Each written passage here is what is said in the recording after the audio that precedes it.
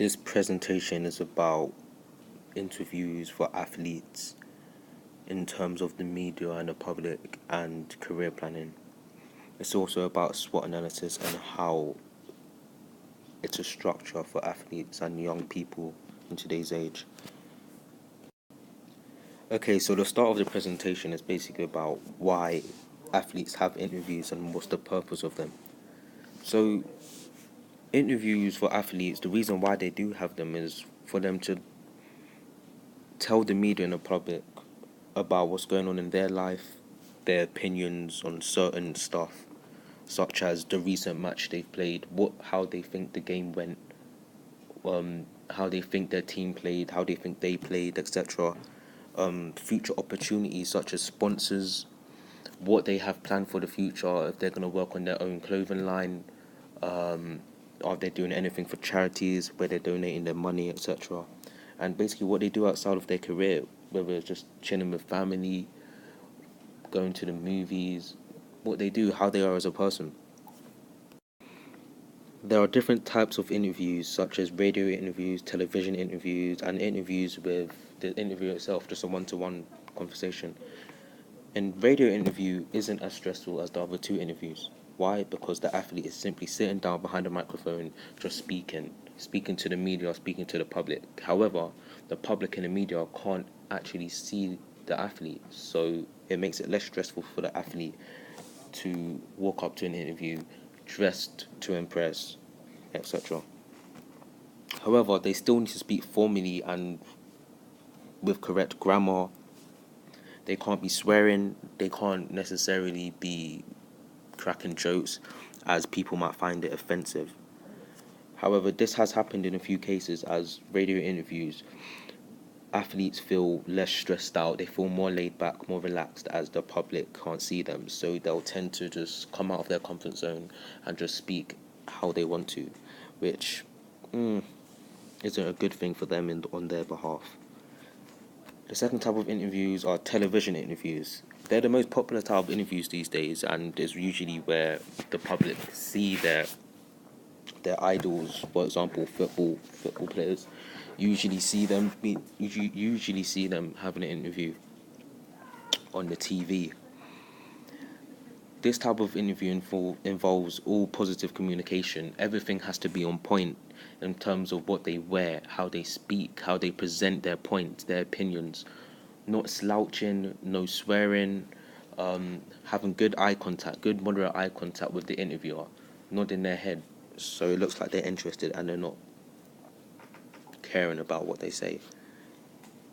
It's important for them not to mess up on TV as millions, thousands, millions of people are watching them, and it could affect their career and their appearance.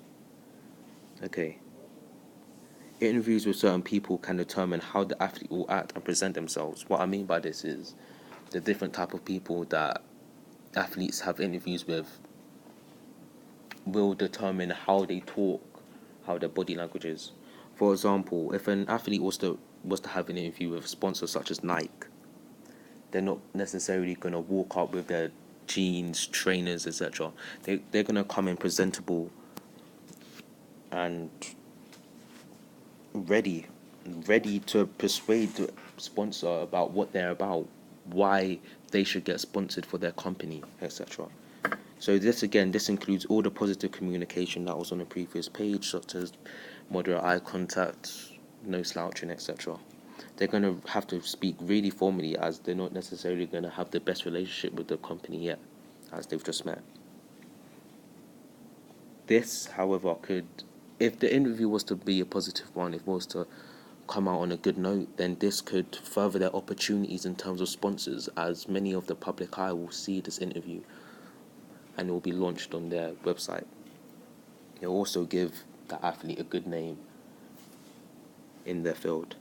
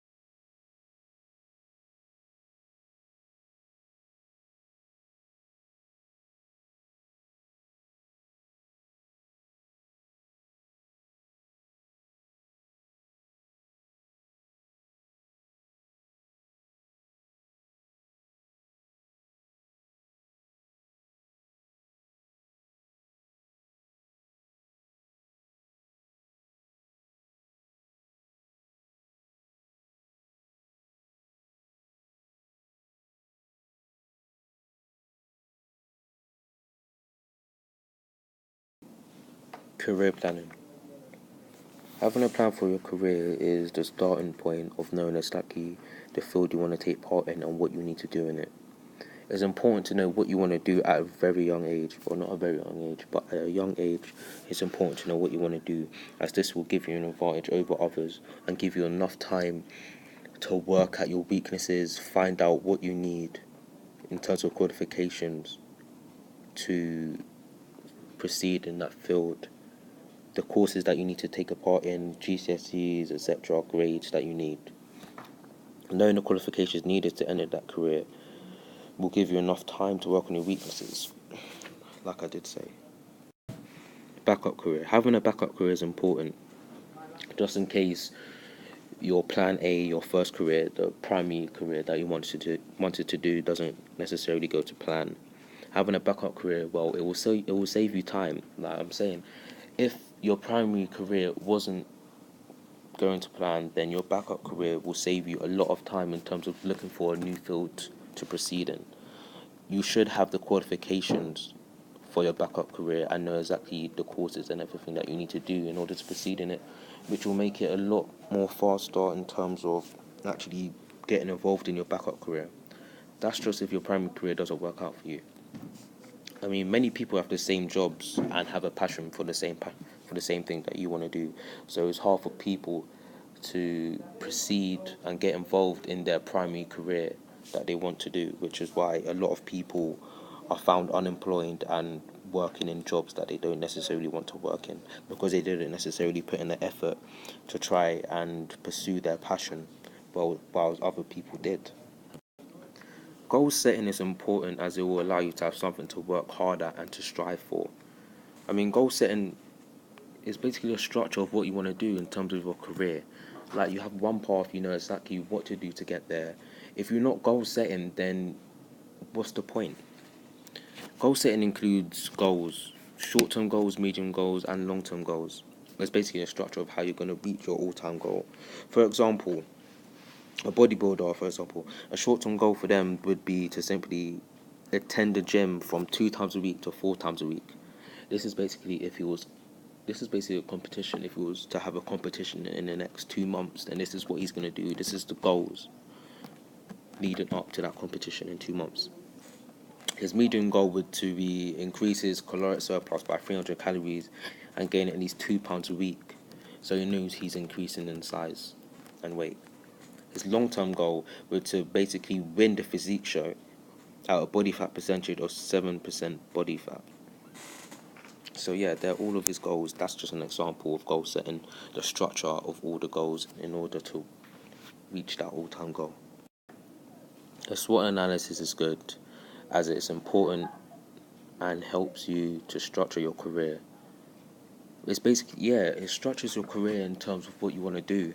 I mean, in terms of strengths, it's good as it will help you identify your strengths, which will be a good asset for your career. The opportunities that comes with the career and the weaknesses. It will help you identify your weaknesses and what you can do to improve on them in order to stay on the path of your field. And the threats which can knock you off balance, the threats which can threaten your position in your field. LeVar Gilbert's short-term goals in terms of a career involving football is to simply increase his cardiovascular and muscular endurance by attending the gym 3 times a week after football training sessions.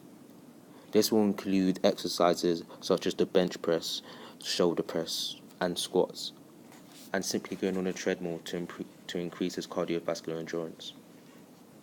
His medium-term goals are to also try to score more goals in his club, to improve his dribbling and shooting by doing more drills and training, to become fitter by making his diet healthier. So this will include scrapping out all of the junk food that he eats outside of club and everything, which could affect his fitness. His long-term goals are to finally play for a professional team in a lower league, such as Everton, and to build his way up into the higher Premier teams, such as, I don't know, Manchester United, Chelsea, to simply become a professional footballer. This is his long-term goal. And if he sticks at it, then it's most likely to happen. Lavar has many strengths, such as his knowledge for the sport in the field, football. He knows a lot about football. He's been playing football since he was young, and he knows the rules, the relegations about the sport itself. He can play in multiple. He can play in multiple positions in terms of midfielder to forward positions, such as centre attacking mid, left mid, right mid, and a striker position. He's played in all of these positions when he was younger, and he says that his best position, personally for him, is to play as a right mid.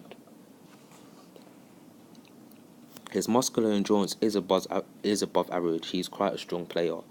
However, he still wants to try and improve this, as he thinks this is important due to the positions that he plays in. He also plays for Red Hills, so he has knowledge. Well, he has experience in playing for a club. So in terms of playing for future clubs, he wouldn't be exactly new to. He wouldn't be new to it. He would have a general idea of how it's gonna go, how training is, etc. His weaknesses: he could improve his shot accuracy. He says he has shot power, but in terms of his accuracy, is not exactly on point, especially in stressful situations where he's under pressure. His shot accuracy is a bit off and tends to miss the target. He's not as fit as he should be, so he's going to try and improve his cardiovascular endurance by attending the gym. Another weakness he has is his temper. He is fairly short-tempered, so in a game, if he was to get tackled, etc., in certain situations like that, he would have quite a short temper and, you know, well, threats. Due to him doing a BTEC course, and doing coursework, he doesn't have enough time to go to training, even to go to the gym afterwards. He has coursework and work to do as well, which could make him a lot more tired, enabling him not to reach his full potential. If Lavar's primary career choice of being a footballer doesn't exactly go to plan, then he should take up his secondary career choice of being a physiotherapist, which in my opinion is the most safest and best way to go. In order for him to be a physiotherapist, he will first need to do a degree, basically an apprenticeship in health and care. He'll then, well, before all of that, he'll first need to have 5 GCSEs A star to C, which he definitely has, including maths, English, and science. He'll then need 3 A levels, including biology. And in order to be a physiotherapist, like I said, he'll need a degree. However, it has to be approved by the HPC. The conditions of the job includes working 37.5 hours a week, which is, it's not that bad. He may have to visit his patients in their home, so he might be traveling a lot, so it might not necessarily be done at a certain place. He'll have to visit patients just in case they're not in the right condition to travel to wherever he's based. He might be based in a nursing home, and his salary at the start starts from £21,692 to £28,000 a year. As he stays in the job more, let's say 5 to 6 years, his salary may increase to £35,000 a year, even up to £45,000 a year.